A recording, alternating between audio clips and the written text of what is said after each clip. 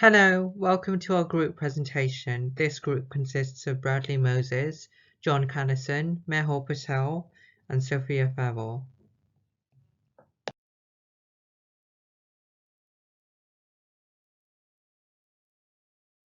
Stage 1 Defining requirements. A specification is a detailed description of the requirement which can be communicated to potential suppliers. That's from Bailey et al. 2022. With any large event or any large public gathering, the public safety and security is paramount. And this has never been more evident since accidents such as Hillsborough in 1989, where 97 people died and hundreds were injured in a crushing incident. That's from Tekken in 2023, and more importantly, more recently, the Ariana Grande concert in Manchester, where a bomb was detonated and 21 people lost their lives in May 2017. That was from Coil 2018. So now more than ever, every person attending an event wants to feel secure. Even though this is a part of facilitating an event with no direct way of making profit, if a fan, a visitor, or a patron does not feel secure and safe, they are highly unlikely to stay, spend money, or even worse, return. Therefore, it's not just the responsibility to ensure the safety of the visitors is covered, but also they are treated with the greatest importance and that no corner is cut. Some of the areas that need to be covered would be: what are the specifications of the requirement?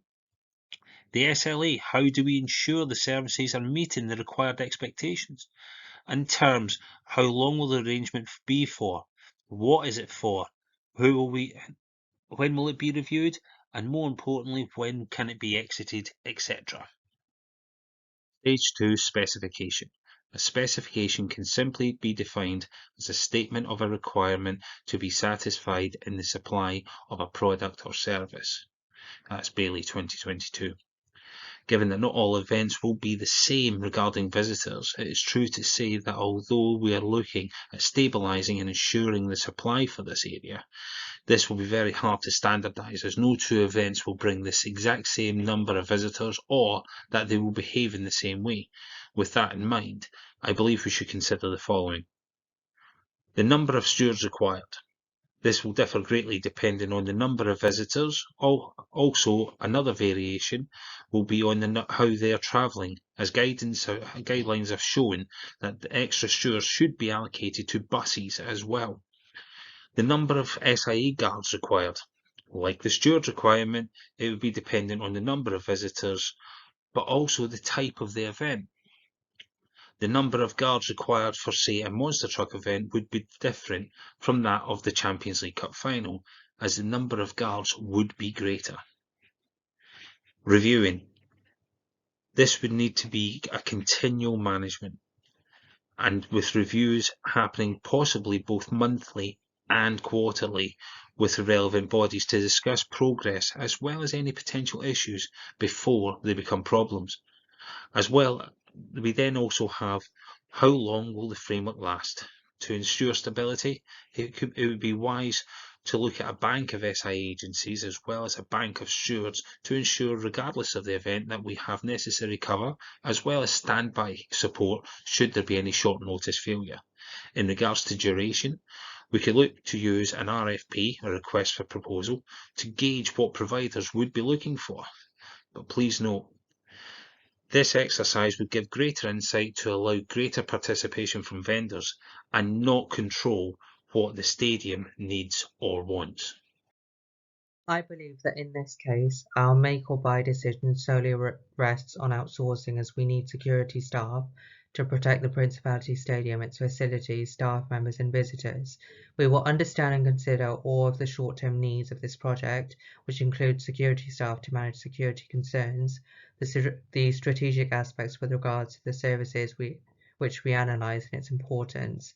We will question ourselves as to whether the security suppliers we look at are reliable, of superior quality as well as their value, the ways in which they operate to gain a greater understanding of their approaches and surroundings, and any potential future risks associated. I believe that due to liability and responsibility, it would be preferable to hire stewards directly, as these are just visual presence and are also there to take questions and other simple needs that don't require physical interaction qualifications such as the SIA. On the other hand, we should look to partner with external suppliers and agencies to supply the SIA guard requirements, as that way not only do they manage the number of guards required but also cover the due diligence element, such as are all guards SIA badges in date, uniform covering holiday sickness. In terms of the security requirements, specialist sniffer dogs can also be outsourced. Local authorities may provide sniffer dogs, then specialize in the searching of explosives or drugs. But for full capacity events, we could look at employing specialist private firms who supply sniffer dogs for event purposes just to back up their presence in the area. The sources need to be applicable and must give value towards achieving and giving coverage toward the need. As this area has multiple different criteria needing coverage, it is unlikely to find many or if any source at all that would be able to cover all SIA requirements, as certain SIA companies or agencies tend to specialize in events, such as some specialize in sporting events, some in music events, but there are some who generalize, so we may need a mix on some events.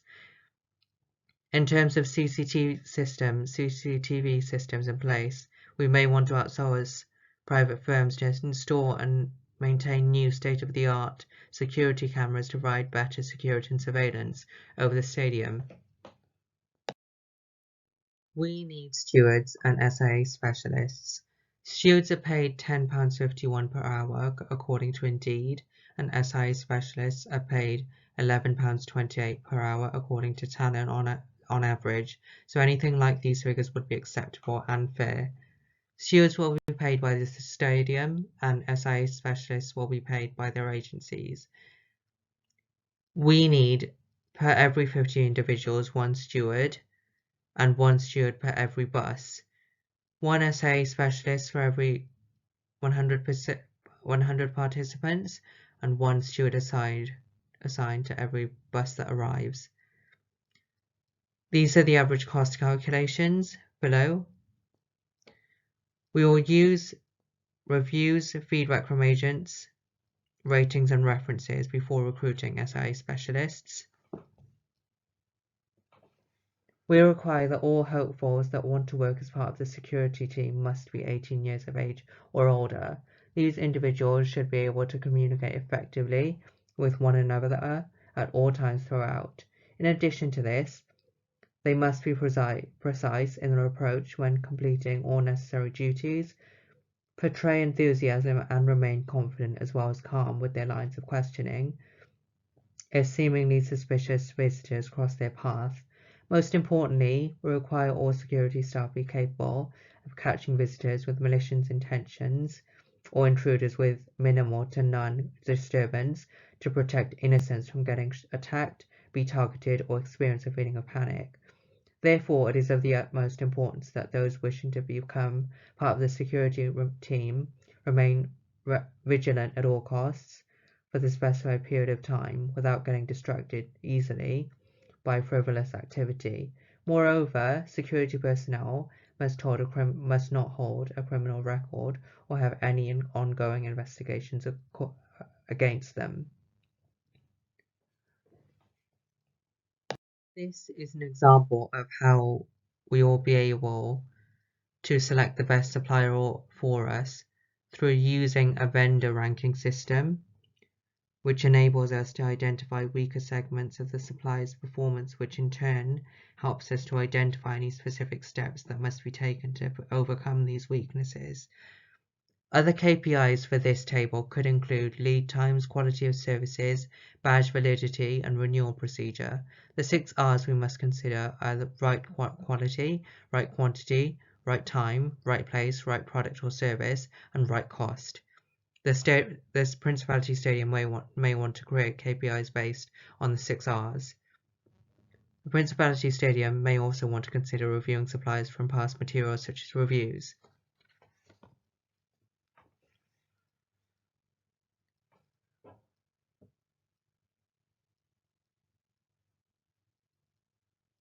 So in this example, the weighing factor is ranked between 1 and 10 to indicate its importance. The key performance indicator is ranked between 1 and 2 as there are 2 suppliers.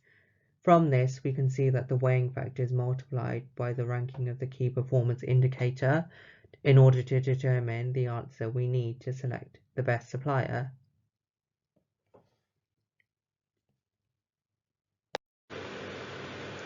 The role of a contract is to set out the roles, rights and obligations of both parties in a transactional relationship. Bailey et al. 2022. After rating the suppliers with a vendor rating system and negotiations the best value have been achieved, a contract can be awarded to the preferred supplier. Risk sharing. It is essential that the contract contains well thought targets and that all specifications of supply are rational and well thought out. The contract must also share risk of both the supplier and the buyer to ensure no party will benefit from a loss from either party involved. Abiding legislation. Martin's Law was developed after the tragic loss of the 21 people in the Manchester Arena attack in 2017, WRU 2022. Martin's Law was developed in a tribute to Martin Het, WRU 2022, as an act to ensure more procedures are in place to counter terrorism. In 2022, the International Convention Centre for Wales rolled out a survey to their venue clients to test their knowledge on the new Protect Duty legislation, also known as Martin's Law, where 77% of respondents state that their knowledge of Protect Duty was considered low or very low. ICC Wales 2022. No misunderstandings. To ensure there is no misunderstandings in the contract must have raw facts and figures that are set out clearly and are well calculated. If the supplier asks for more information or queries the contract specifications, this should not be seen as a counter-offer. A request for information is a mere request for further details and does not constitute a counter-offer. Stevenson v. McLean, 1880. For example, if the supplier's terms is to supply 150 security cameras at £2,000 to the Principality Stadium, asking about this price or how the price is made up is not a counter-offer. Stage 7. Receipt and payment. After the contract has been awarded and agreed, payment can be sent to the concerned accounts. A receipt can also be kept by accounts for use and reference by the individuals who maintain the contract's management. This stage of the cycle can be fully automated by using the P2P or purchase to pay system. Bailey et al. 2022. Payment can be negotiated in the contract terms and may be paid at specific intervals. This may include full payment or monthly payment, which will differ depending on the length of the contract. Payment may be made in advance or services arrive in or afterwards. A problem with paying beforehand is absence of workers. If the Principality pay in advance for 500 SIA staff and only 200 turn up to the work, the stadium will not only be short-staffed, but will also be owed funds. To avoid this scenario, the Principality Stadium may want to pay the external supplier on the day, depending on how many individuals turn up for work. Another way to counter this scenario is to negotiate with a secondary supplier who can deliver supply of cover workers who can fill the spaces of absent SIA staff. Within this slide, I will be discussing contract management. Contract management is the key focus of creating, implementing, and reviewing contracts. This is frequently between businesses and suppliers. This can also include anyone internally within the business. Contract management is commonly known to be business and supplier. Looking at our focus of security within contract management, security and technology are forever improving. It is extremely vital to review improvements considering software and hardware checks frequently. Systems are more common to break down and be more unreliable without maintenance checks. Security is one of the most heavily tech-reliant industries. Following from this, Contract Management Framework (CMF) focuses on improvement and performance, which is always vital. Along with any breach of contract or failure to the service terms can be negotiated. This is very key and important within security. Within this slide, I will be discussing decommissioning and disposal. The focus for this slide is assessing requirements and meaning the organization requirements seeking any improvements within the cycle ends and beginning. Over time, assessments should be carried out to determine if business requirements have changed. whether the business agreement is still required and fit for purpose, what can be learned from the process, how improvements can be incorporated next time. There is a need to calculate, account for end-of-life costs, decommissioning, removal and disposal, using the concept of whole life costing already described, Bailey et al. 2022. It is important to assess and review any requirements or see if there is room for improvement within the organisation, looking at adjustments for the next cycle. After staff are employed and leave, this comes with a non-disclosure agreement referring not to discuss any matters within the Welsh Rugby Union or any affiliation, just to protect the organisation and the staff. This is vital to protect any sensitive or confidential information. Within this slide, I will be discussing knowledge and experience. This will be where we monitor and review the contract, ensuring the best fit is made without any adaptations. This is to ensure the best fit is made when reviewing any regular intervals. From this, we know where and if we need to adapt. There should be a work in progress mentality applied to learn by experience applied, and review what went well and what didn't, etc. After working with suppliers for a duration of time, there is potential review and consideration based on experience. Supplier relationship management is extremely important. Long-term collaboration is even better when considering all the standards a supplier needs to perform to. For example, arriving on time, the right quantity, quality, fair pay, etc. From this, the principality could consider and can weigh out factors to working with these suppliers.